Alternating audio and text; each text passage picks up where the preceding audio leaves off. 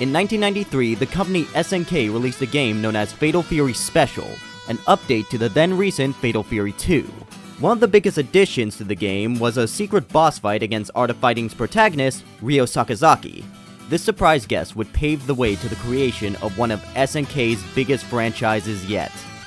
This is the King of Fighters.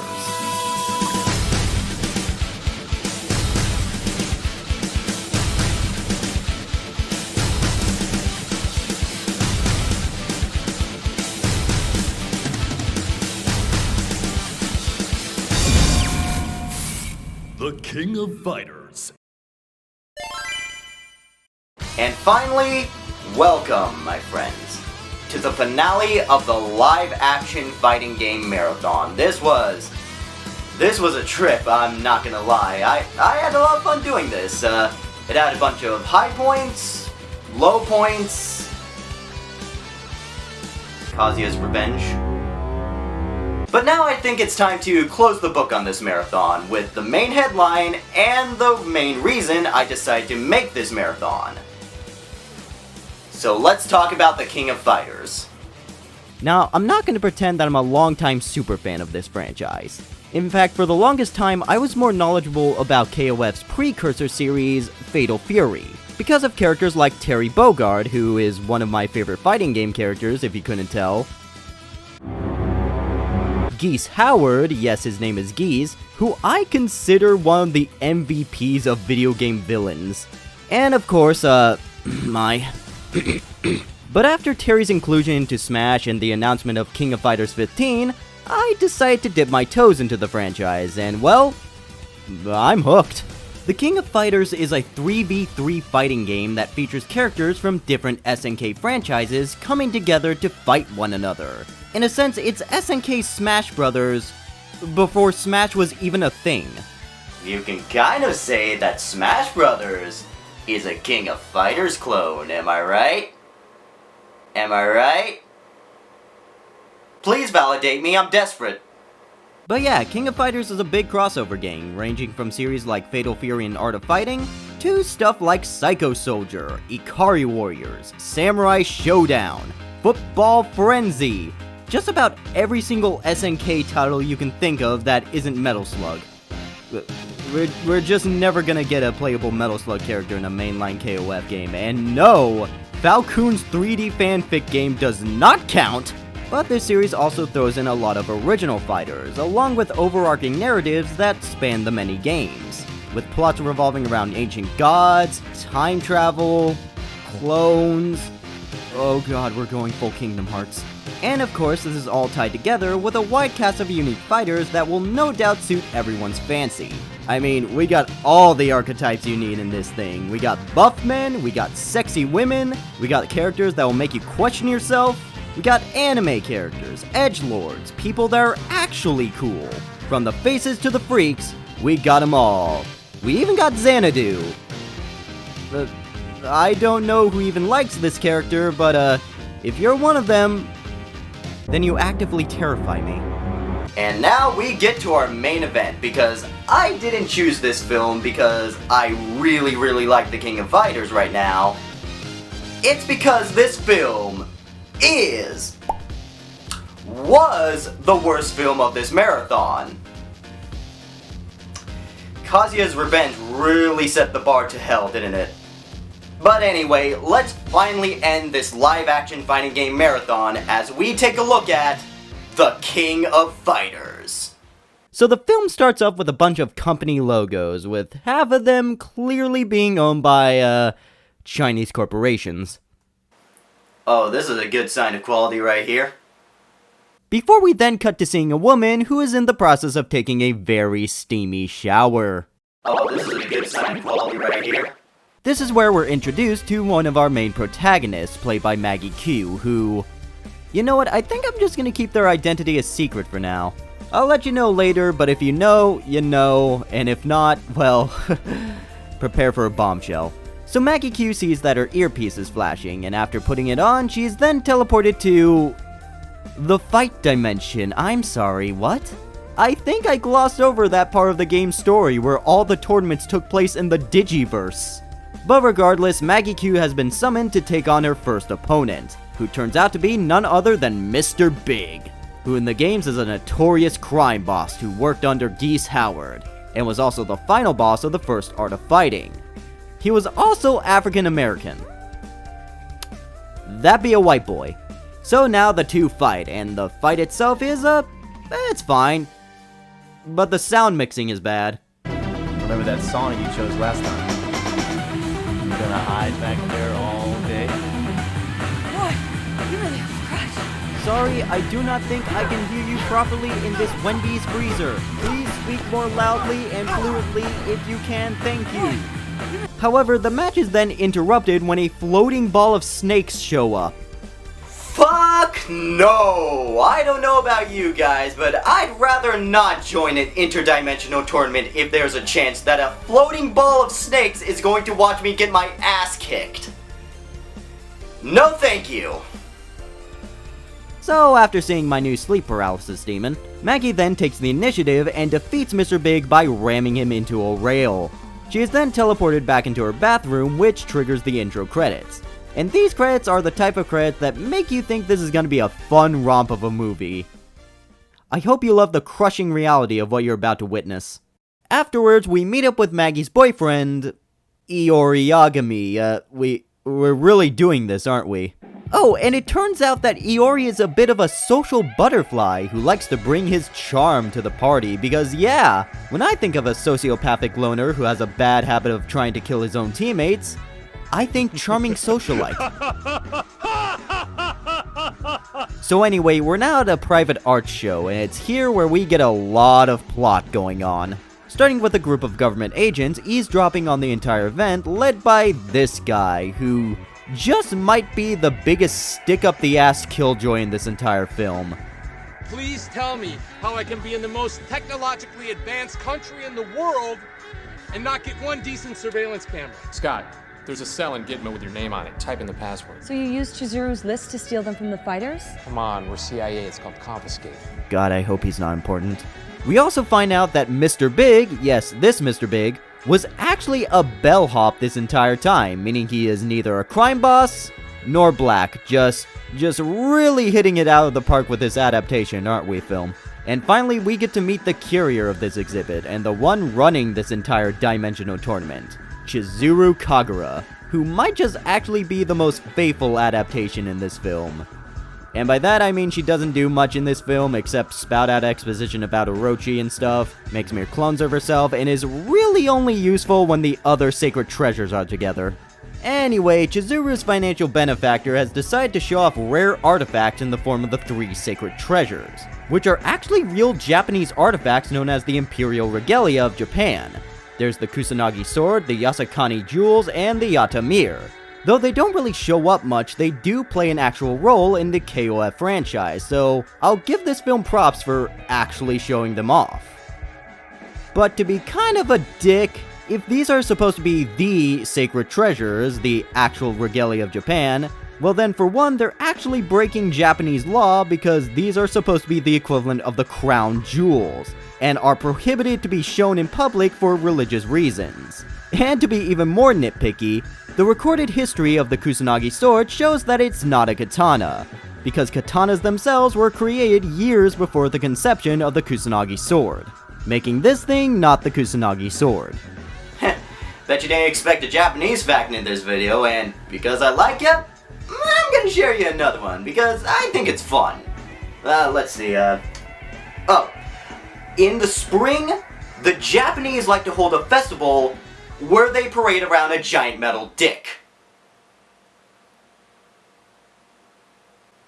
And I'll let you look that up on your own time, because here comes Ray Park in a gaudy scarf.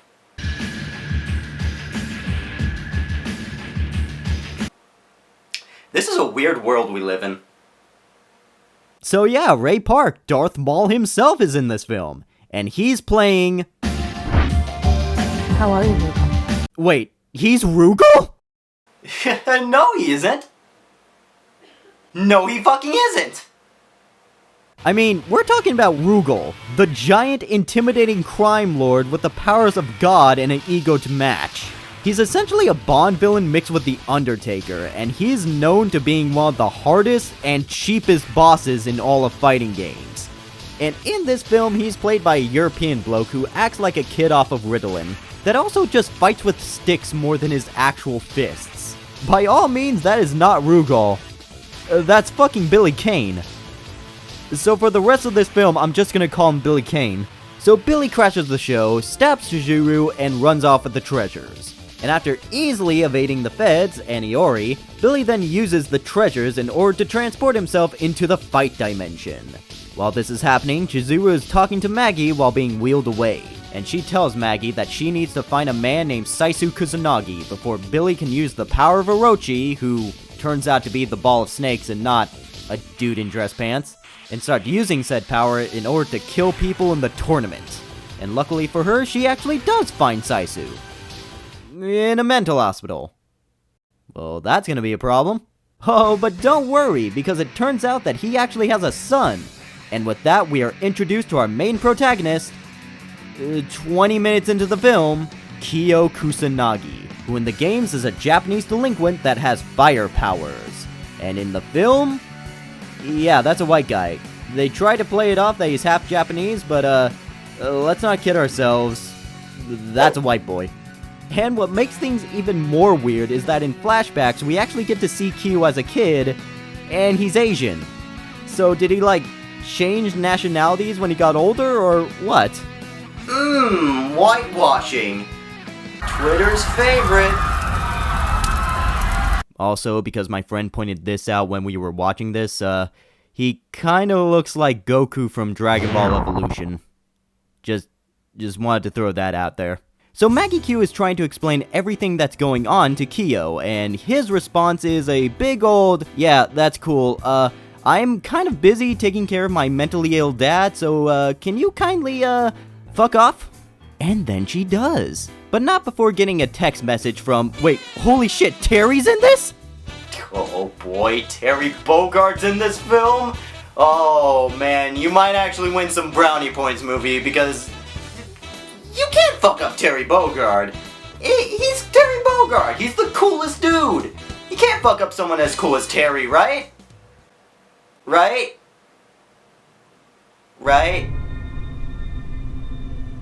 So Maggie Q sleeps in her car, I am not kidding you, and returns to the institution the next day, when suddenly Iori shows up looking for her.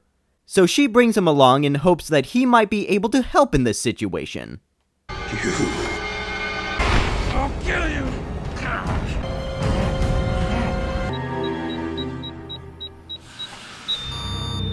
Yep, totally helping. And in a grim twist of fate, we now watch Saisu, father of Kyo, sadly pass away. And fuck that noise, cause we got lesbians, woo! This is Vice and Mature, who in the games are part of the clan that worships Orochi, and I don't know how to tell you boys, in the games, they ain't lesbians. Maybe a bit of fucking here or there, but not officially in the games. Anyhow, the two get a call on their Bluetooths and are transported into the fight dimension's skate park, as they now must take on Billy Kane. I'm the new king of fighters! Rugel! Oh, I love the flair and moxie of that line read. Just God bless thee for that. Anyway, Billy Kane defeats the two and proceeds to brainwash Mature by, oh, for fuck's sake.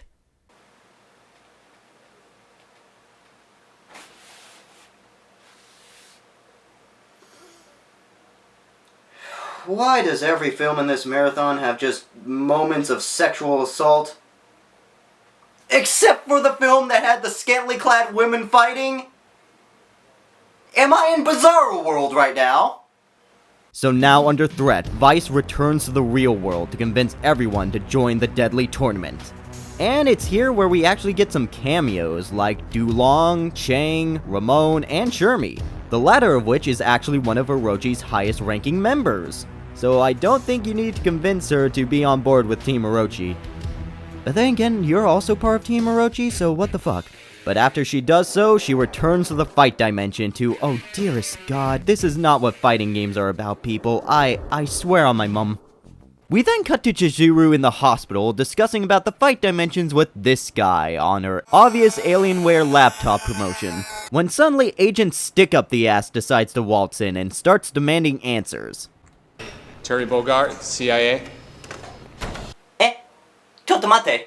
Can you repeat that? Terry Bogard, CIA.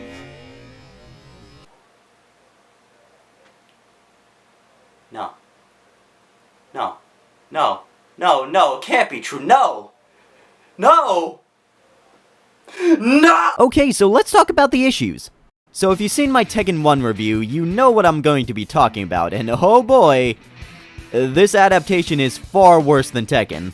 Well, to start, let's talk about what this film actually does right. Like how the overall narrative is somewhat similar to the Orochi saga. We got stuff like Rugel coming to power, the 3 sacred treasures banding together, and just overall stopping the power of Orochi. So anyway, let's talk about what they got wrong in this film, starting with the fight dimension. The fight dimension. I don't know if it's because the writers thought it would be weird for people to shoot fireballs in the real world, or maybe the fact that everyone's fighting in full Gucci or something, but the best idea they can think of to mitigate this problem was to make the tournament take place in another dimension? I don't know about you, but that sounds a little, overly complicated and unnecessary. Oh, and speaking of tournaments, what tournament? I know it'd be pretty hard to do the staple 3v3 that the games are known as because that would require a lot more actors to pay, but we only get to see the tournament in the first fight and the rest are just everyone fighting against Rugel and his goons. Like, even Tekken 1 and Dead or Alive did the tournaments right, and they were able to slip in more characters as cameos. And speaking of characters, we're also missing some staples like Benimaru, Athena, the Ikari Warriors, or even Ryo. You know, the character that helped kickstart the idea of KOF in the first place? But then again, after thinking about it, seeing the characters that we do have in this film, they might have dodged a bullet. Which leads us into our main problem. Yes, let's talk about the characters, cause oh god. Well, to start, Iori is now an extrovert and lost his red emo haircut. Kyo sucks. Rugel is basically Billy Kane in this film. Orochi is more or less a power-up than an actual god that is trying to kill humanity. And Terry... oh, Terry. The lovable, charismatic street brawler and the coolest fighting game protagonist has been basically turned into Lassiter from Psych. You've hurt me spiritually. But out of everyone in this film, no character has dropped the ball so hard when it comes to adaptation, more than our main character, Maggie Q. I kept her identity a secret, but do you want to know who Maggie Q is playing? She's Mai Shiranui. This Mai. You know, she's kind of missing 2 big assets. Seriously, I'm just kind of flabbergasted that they took the fun, flirtatious, Andy-obsessed ninja and turned her into secret agent girl. And yeah, I'll give the movie the benefit of the doubt for not getting a well-endowed actress to play a character that wears loose clothing, because yeah, that would definitely lead to some accidents on set. But she doesn't even wear red, the color that's associated with her. But hell, it doesn't even stop there. She's basically the main character of this film, more than the actual main character. And let's not forget that she's also in a relationship with Iori of all people. This is like the Jin and Christy issue from the first Tekken, except turned up to 11. Overall, I feel like her and Terry are just kind of in this film just to have them. Like, you could have replaced these characters with Leona and Heidern and it would make much more sense. So, why are they even here? Well, the answer to that is simple. It's because Terry and Mai are the faces of SNK. The Mario and Peach, if you will. Though they may not have much importance outside of the Fatal Fury franchise, Terry Bogard is the poster child and has made more appearances in video games than any other SNK rep. And as for Mai, the term no Mai, no Bai is a very well-known phrase in the KOF community. Mai has been the fan-favorite character ever since her conception in Fatal Fury 2. mainly because everyone has a boner for her, and after seeing so much merch of this character, SNK really knows that. So yeah, they had to be in this film. There was no guarantee they wouldn't. But counterpoint, if you wanted to have Terry and Mai show up, why not make a Fatal Fury film instead?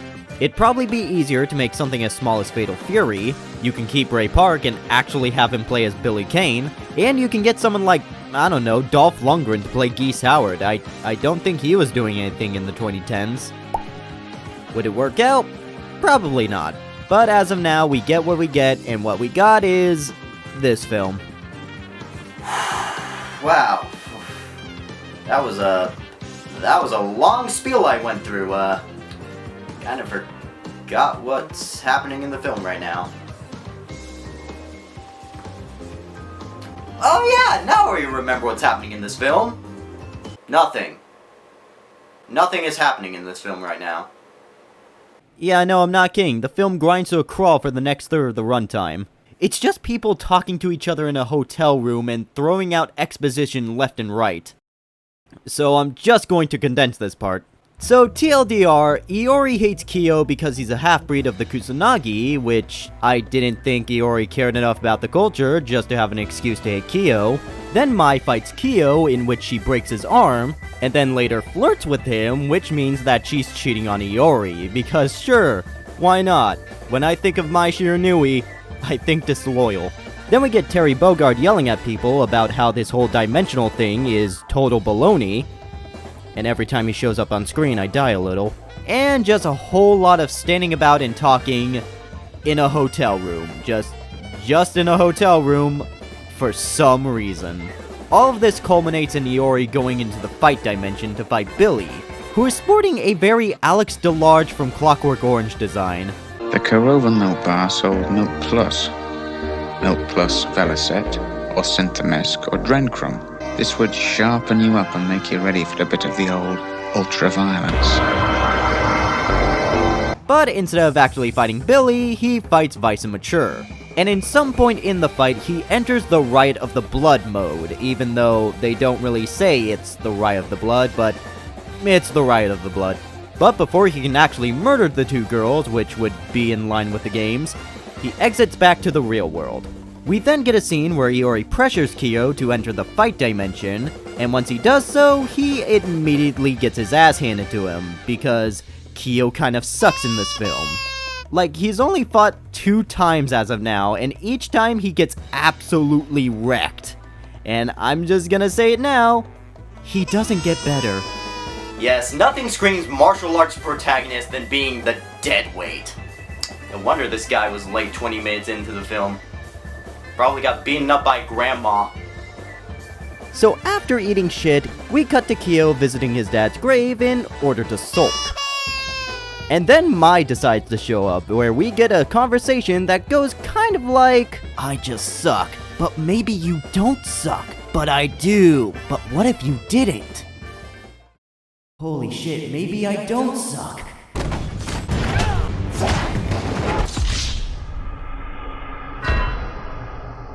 So anyway, a little later, we cut to Mai yelling at Terry for stealing all the fighters' Bluetooths.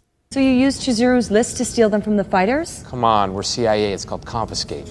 I mean, he has a point. Those things will get people killed. Doesn't mean I don't want to punch him in his fucking teeth, though.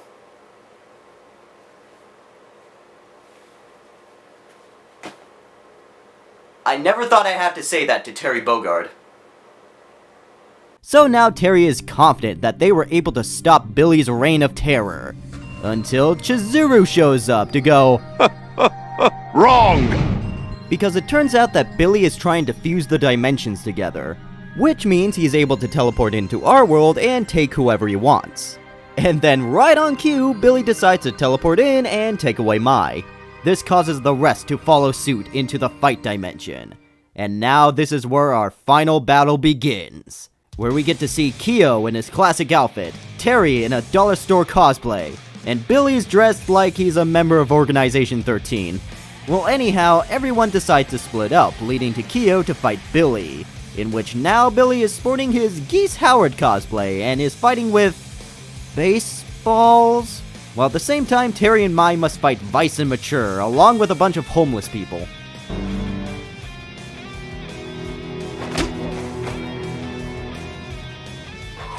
Look, guys! He gets the hat! He gets the hat from the games! This is the only time he wears it, though! But what was the point? So Kyo's getting his ass kicked by baseballs of all things, until Iori shows up to fight Billy in this Dragon Ball Evolution-esque battle. Like, this shit is just silly. But not even Iori is enough to beat Billy Kane, and to add salt into the wound, Billy decides to tell the truth about Kyo's dad. That long ago, Billy challenged the 3 sacred treasures of Chizuru, Iori, and Saizu in order to get... Honestly, I don't even know what he actually wants, but he will fight them to get it! So after a short battle, Billy beats both Saizu and Iori. But because Iori, and I am quoting here, couldn't stand losing, he decides to use the power of Orochi to beat Billy. However, blinded by his new form of power, Iori attacks Saizu and leaves him brain dead as a result. Then after that flashback, Iori decides to just go full sicko mode on Kyo because, sure, why not? Also to add, corrupting yourself with evil because you can't stand losing is probably the most Yu-Gi-Oh! Villain bullshit I've ever heard of. Like, I actually want to see other shows and movies just have that same level of pettiness for a character. If there is one thing I can't stand, is losing to the likes of you. That is why I sold my soul to the Shadow Realm, to become unstoppable. Now face me, maggot! Dude, we're playing Mario and Sonic at the Winter Olympics. Chill the fuck out. So Kyo and Iori fight each other until Kyo decides to slash his back, which cures him from the evil, I guess. This causes Billy to become impatient and decides to teleport everyone to a back alley, which, well hey, Chizuru's here! And now she's dying, and with her final breath decides to give the sacred Yatamir to Mai, because this film is really stretching out her importance. So everyone fights Billy, in which he defeats everyone and destroys the Kusanagi sword. But don't worry, Kyo was able to make a new Kusanagi sword, thanks to the power of we only have a few minutes left of this film, so fuck it, and hits Billy with a magical slash, causing him to explode. You know, dozens of people spontaneously combust each year. It's just not really widely reported yet. And now the day is saved. Everyone returns to the real world to mourn Chizuru's passing by lighting a lantern out to sea, which barely actually leaves the shore. It's kind of funny. And as everyone is saying their goodbyes, Kyo gets one last vision of his dad before looking out to see Iori staring back at him, menacingly. And that was the King of Fighters. That was stupid. And not the fun type of stupid. When it comes to adapting the source material, oof. Like, sometimes this felt like this was supposed to be a very different movie until someone said, hey, we got the KOF license. Let's shove it into this film. But even then, that doesn't excuse how bad the adaptation is. I mean, Mai is the most important character in this film, and Terry is just not Terry. You know what? Now I want to know who this guy is. I don't want to have any bad blood against the guy. He's probably just doing his job, but now I'm just curious. And after a Google search, the man who plays Terry Bogard is a stunt actor named David Leitch. A man who later on did a bunch of directing jobs for films such as Atomic Blonde, Bullet Train, Hobbs and Shaw, Deadpool 2, and holy shit, he co-directed John Wick? Well, guess someone turned out well in the end. But I could have forgiven this film for all the mishandlement of the source material if it was at least fun, and sadly, it falls short on that.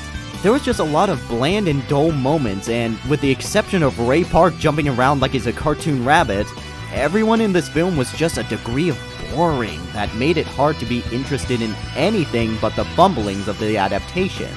Now, is it as bad as Kazuya's Revenge? God no! Chinese tickle torture would be better than Kazuya's Revenge. At least I get some sort of stimulus from it. But out of the three main titles of this marathon, it certainly sits at the bottom. I'd say watch it if you're a fan of King of Fighters and you enjoy the insanity of this film butchering the source material. But for the rest, there's Dead or Alive. Like, if there's anything to take from this marathon, is that Dead or Alive was surprisingly fun. And that, my friends, was the live-action fighting game movie marathon. I hope you all enjoyed it. It was a lot of fun and a lot of suffering. And next year, we'll continue this trend again with the many adaptations of Mortal Kombat and Street Fighter. But until then, we're back to our regularly scheduled trash content, and, well, thank you all for joining me on this, and if you're new here, you can, you can always do the things, like and subscribe.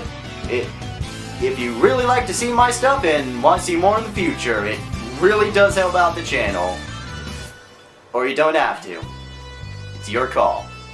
But I highly recommend it, please. Please. And with that being said, I'm DavKav. I hope you all have a great day, and I thought I had an ending for this, but I can't think of anything. I don't know, play more fighting games.